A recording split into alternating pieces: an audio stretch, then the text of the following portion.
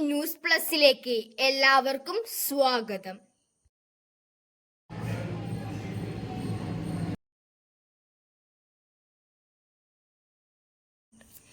മടിക്കൈ ഗ്രാമപഞ്ചായത്ത് കേരളോത്സവം മുണ്ടോട്ട് വെച്ച് നടന്നു. ഫ്ലവർ അറേഞ്ച്മെന്റ് അഥവാ പുഷ്പാലങ്കാരത്തിൽ പങ്കെടുത്ത സുനിൽ ബംഗളത്തോടൊപ്പം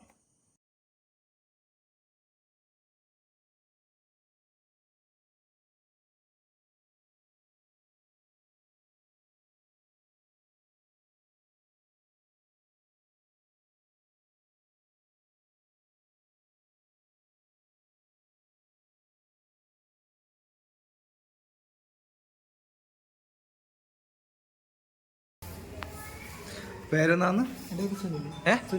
സുനില. വീടടാ? ബംഗളത്ത്.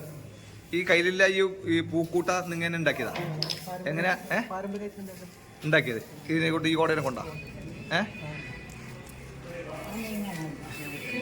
ഇതിനെ കൊണ്ട് ഉണ്ടാക്കിയതാ? അതെ അല്ലേ?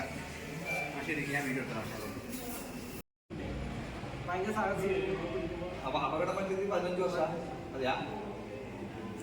ഇപ്പൊ ഇവിടെ വന്നത് അമ്മ കൊണ്ടല്ലേ? ഈ മത്സരത്തിൽ പങ്കെടുത്ത് സന്തോഷമില്ലേ? ഇത് ഫ്ലവർ മേക്കിംഗ് അല്ലെ? ഫ്ലവർ അറേഞ്ച്മെന്റ് മത്സരത്തിന്റെ പേര് അല്ലെ? അറിയാം. പുഷ്പാലങ്കാരം അല്ലെ?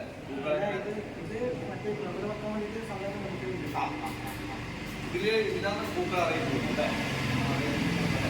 വളരെ സന്തോഷമുണ്ട്. ഇത്തരത്തിലുള്ള പൂക്കളും ഈ മുള കൊണ്ടുള്ള ഗീതങ്ങൾ